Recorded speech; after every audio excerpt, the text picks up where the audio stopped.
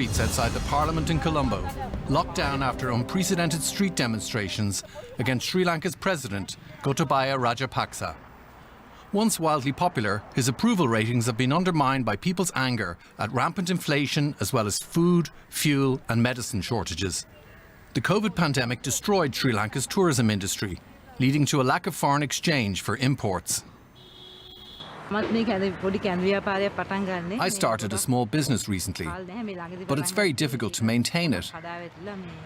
There's no gas, there's no kerosene, and that's why people are protesting in the streets.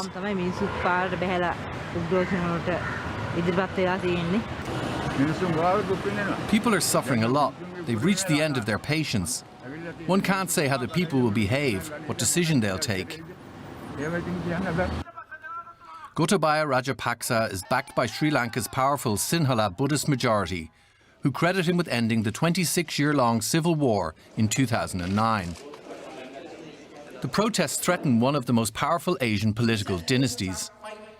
In 2020, Mahinda Rajapaksa won elections to become Sri Lanka's Prime Minister, serving under his brother and president Gotabaya. In 2021, another sibling, Basil, was named Finance Minister, tightening the family's grip on power. Demonstrators accused the president of mismanaging Sri Lanka's most painful downturn since independence from Britain in 1948. The protests began last month but have intensified in the past few days, leading to clashes between protesters and police in some instances. So we are here on behalf of Sri Lanka, the entire nation. So we are facing so many crises. We have no money, people are struggling, people have no food, people have nothing, people have no gas to cook, people have no money to buy food. So this has to stop. Something has to change in this country. So we are here to make that change. And we will fight until this thing changes. Gotabaya has to go home. Rajapaksa revoked a state of emergency after dozens of lawmakers walked out of the ruling coalition. But the troops remain on the streets. There is no certain way out of Sri Lanka's worst political crisis for decades. Joining us from Colombo is Ambika Sakunanathan, human rights advocate and formerly with the Human Rights Commission of Sri Lanka. Thanks for joining the program. Ambika, what's happening in Sri Lanka has been a long time coming. I want to start with the economy. Tell us a bit more about how the country ended up where it is today. Yes, as you would have seen right now, we're facing a foreign exchange crisis, due to which we also are facing shortage of fuel, gas, which is affecting even the large industries, small and medium industries, and just generally economic activity. We are unable to therefore meet also debt repayments, which means that we can possibly default, which then, as someone said, it's worse than even internal armed conflict that we faced. And this has been a long time coming because it is part economic crisis and part political crisis. And the economic crisis brought on by years of mismanagement of also this particular government, despite the fact that it was advised to go to the International Monetary Fund by many experts, refused to do that. And that, I think, was also part of their campaign slogans and what they campaigned to come into power, which is that we will not seek external help, we will safeguard Sri Lanka's sovereignty. They also appointed someone to the central bank who economic experts clearly say was not qualified to make these decisions or to advise the government on these decisions, which is why right now we're at a point where there is an economic meltdown and a political crisis, which is having a severe impact on the socioeconomic status of so many people, from school children to daily wage earners, to the free trade zone workers who worked in the factories. It is having an adverse impact, I would say, on practically, well, nearly all segments of society. Now, more than 40 members of the legislature left the governing coalition this week, so now you have a minority group running the country. How much is the country with the legislature, a democracy, as opposed to the Rajapaksa family having most of the power? Well, even now, the problem that we have is many of the people who are part of the governing coalition have said that they have left the governing coalition and that they are going to function in parliament as independents. But we still don't know whether, when it comes to certain issues, that they would vote with the government. In which case, probably that is why the opposition is also afraid to test it with a no confidence motion. And the opposition is also playing what it seems a waiting game. For instance, yesterday they made a decision that today and tomorrow they would be debating this in parliament, whereas with the economic crisis is at a point, it's going to be meltdown. And in a month or two, there will be severe crisis. And all economic activity can possibly shut down. But yet, I think even the opposition is not putting forward a plan. They are not testing, or they're being reluctant to take responsibility. So what is being proposed is also a caretaker government, but that also brings into play many constitutional questions. The question you asked about, democracy. The fact is, this was, in a sense, electoral democracy, I would say. I mean, it is, but it's also electoral authoritarianism, in that through election, someone is governed, but that regime is authoritarian. And it also functions more, it's a family, and it functions through dispensing patronage. So, not ideal. What comes next? What comes next is that today in Parliament, one of the cabinet MPs, you would have known that all the MPs resigned, and they reappointed some of them, the Minister of Foreign Affairs, Minister of Finance, and Ministry of Highways. A question that you might ask is, why do you need a Minister of Highways at this time, and perhaps not, for instance, a Minister of Health? So these are Sri Lankan nationals fleeing their homeland because of an economic crisis that is ongoing in their country right now. Tourism accounts for 10% of Sri Lanka's GDP. After a series of terrorist bombings in Colombo in 2019, tourism was already on. In 2021, the Sri Lankan government decided to ban chemical fertilizers in order to achieve 100% organic agriculture. However, this decision impacted organic agriculture. The production was reduced by half.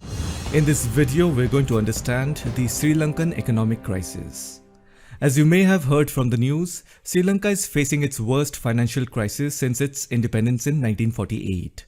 This country is currently running short of foreign exchange reserves, because of which they are unable to import essential commodities like food, fuel and medicines.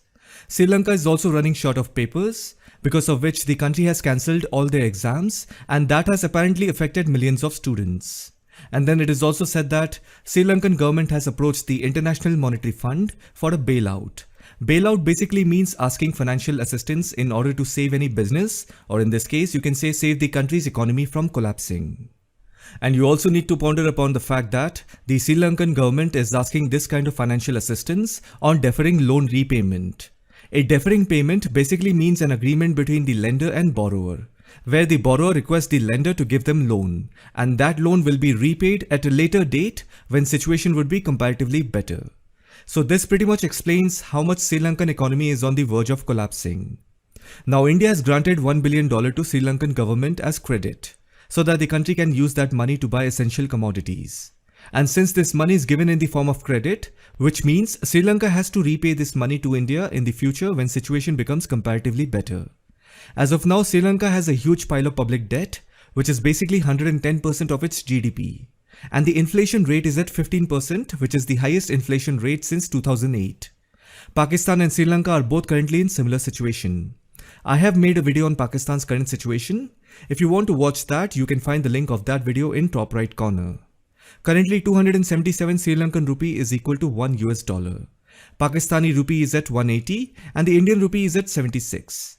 That means if a particular country's currency depreciates with respect to the dollar, then it will increase the cost of import.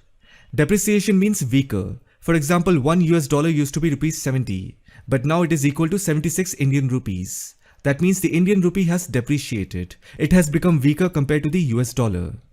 If at all India wants to import anything, then India has to pay more Indian currency to acquire goods. Similarly, the Sri Lankan rupee is at 277. That means if Sri Lanka wants to import something, they will have to end up paying a lot of Sri Lankan rupee. That means import becomes expensive, and that will have a trickle-down effect on Sri Lanka's domestic market.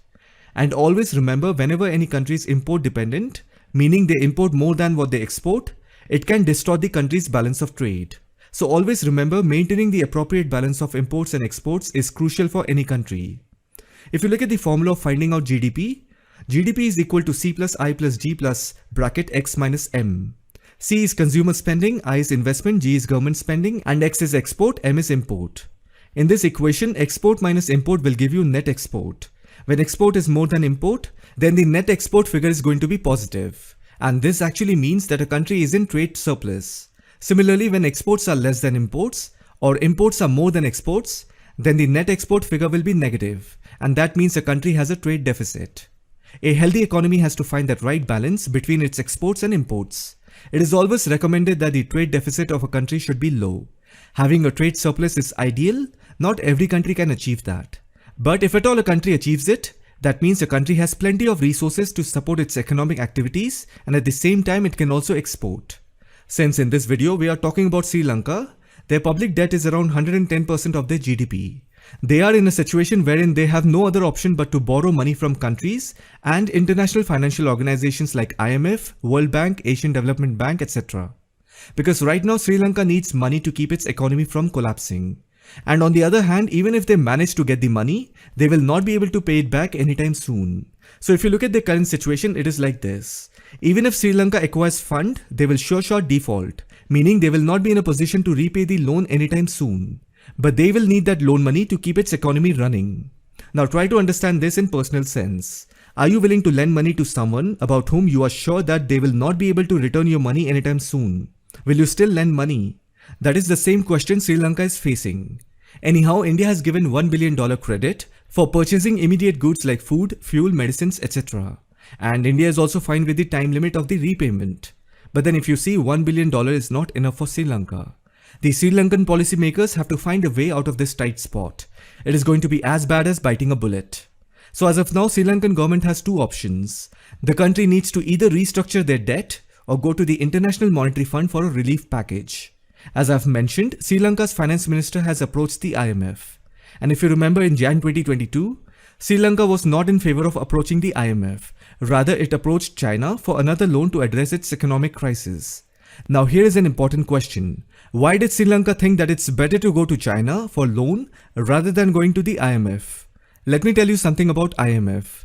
You have to understand that if you want a loan from the IMF, they have certain conditions. As you may know, IMF is controlled by Western countries, and part of those conditions include, as a country you will have to keep collateral in order to get a loan, which is normal. If you need loan, you will have to keep something as collateral. But here is an interesting condition of the IMF. They also interfere in the government functioning. In the name of assistance, IMF indirectly maintains a leverage by giving orders to borrowing governments to correct their macroeconomic imbalances in the form of policy reform. If I have to put it in simple words, suppose you take a loan from the IMF. The IMF has certain conditions. If you fulfill it, only then you get the loan. So part of those conditions also include that IMF will give you order and directions for changing your economic policies in the name of reform.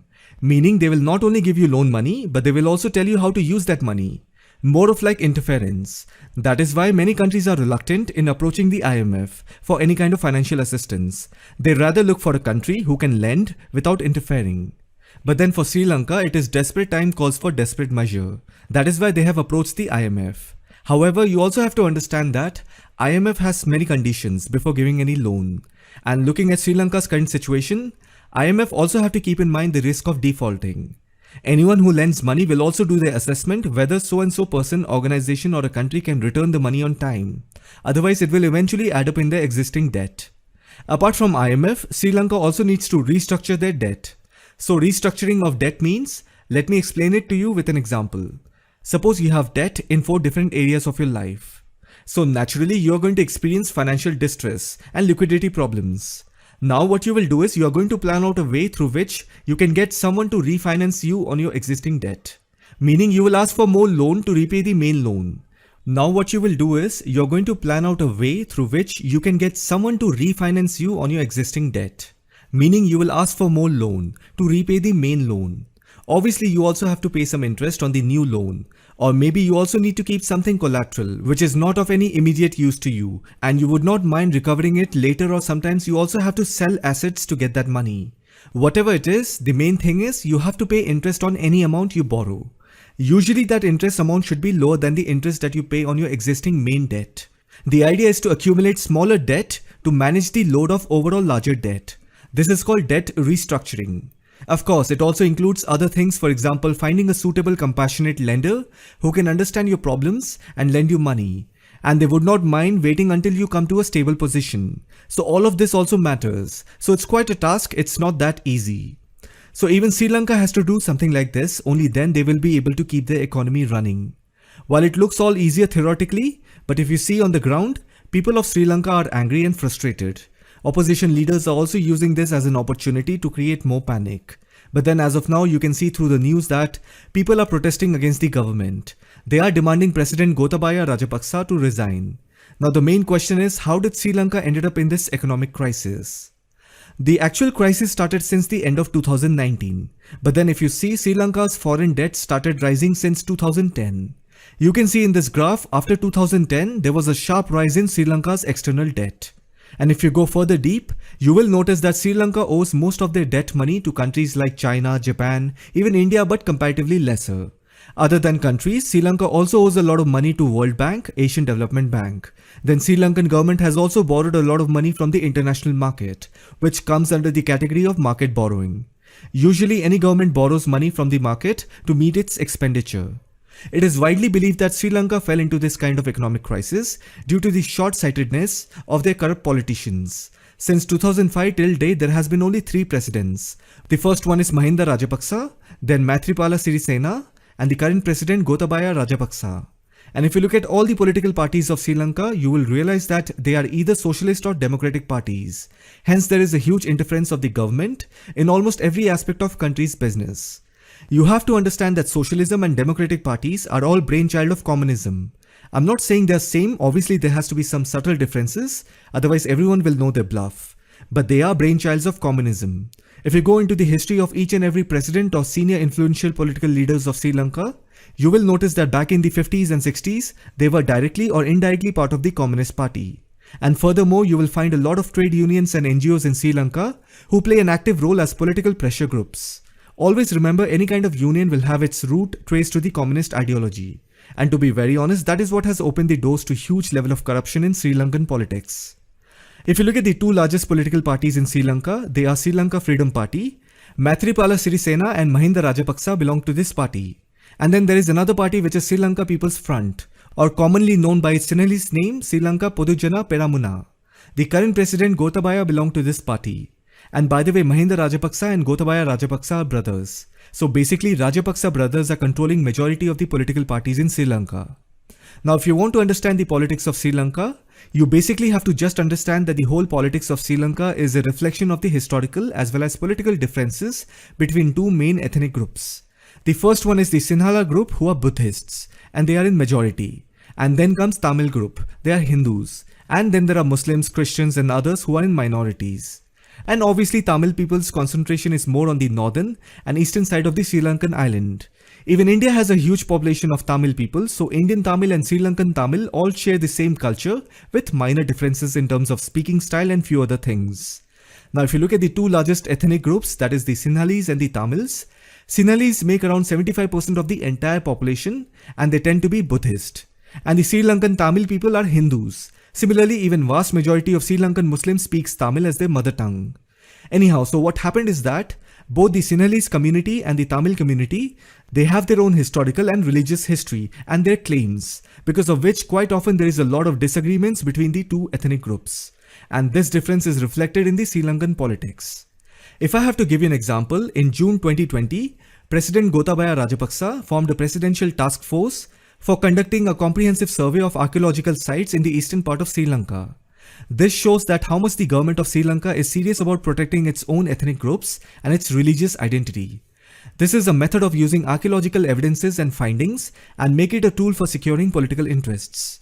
Just think about it. Have you ever heard of any government bringing the archaeological department under the defense ministry? So anyhow, my point is that the disagreements between the Sinhalese group and the Tamil group is openly visible in Sri Lankan politics.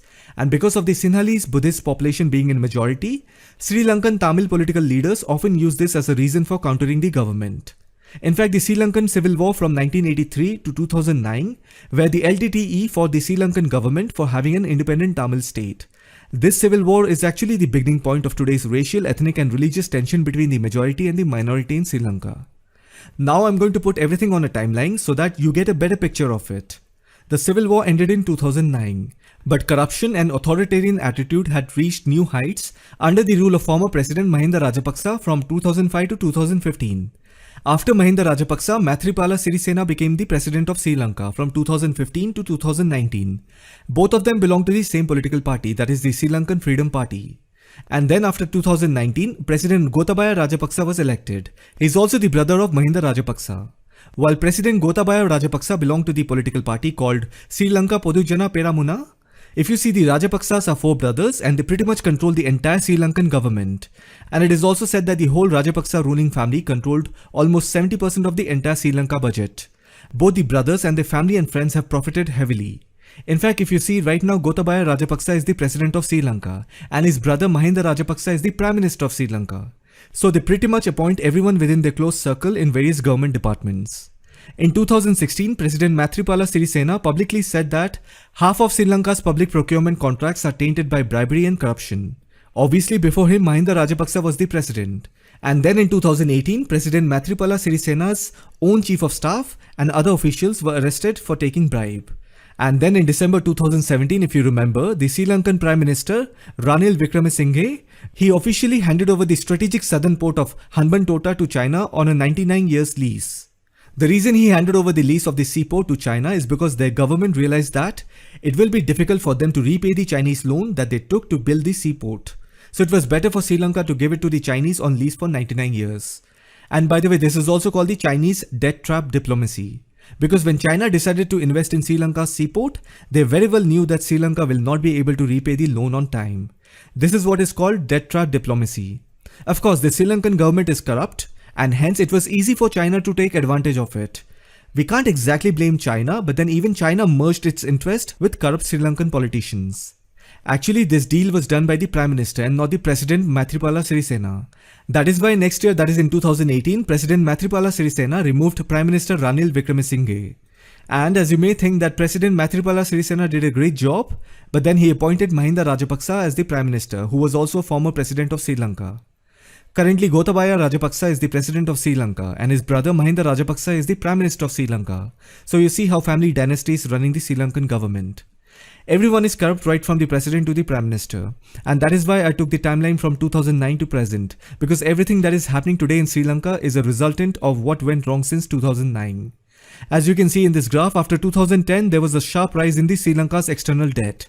All these external debt includes money borrowed from countries like China, Japan, India, international financial institutions like World Bank, Asian Development Bank in the name of infrastructure projects.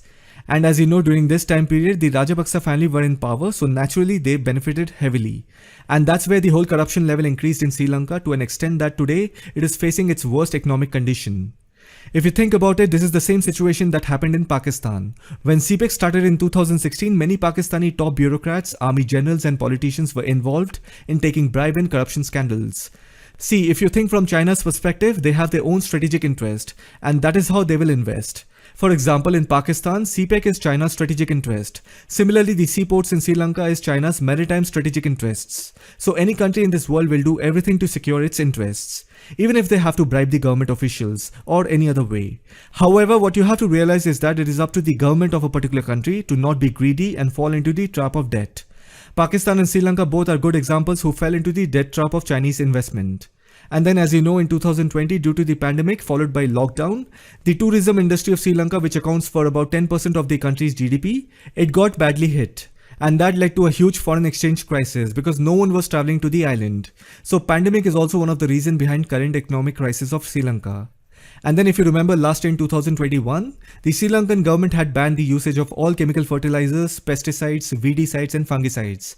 It was a move by the government to push the agricultural sector towards organic farming. In fact, that decision turned out to be a disaster and crop production of Sri Lanka started declining. Furthermore, the price of food went up because the food mafia people started hoarding essential food items like rice, sugar, pulses for making money. So even this government policy is also one of the reasons behind current economic crisis of Sri Lanka. So if I have to summarize quickly as to what are the reasons that led to the decline of Sri Lankan economy, they are massive external debt, then rapidly depleting foreign exchange reserves because of heavy imports, then decline in tourism due to the pandemic, after that high-level corruption in the government, and banning of chemical fertilizers which hampered agricultural production. And now we are also seeing the first trickle of Sri Lankan refugees arriving at India's Tamil Nadu coast. You see, debt, war, regime change all causes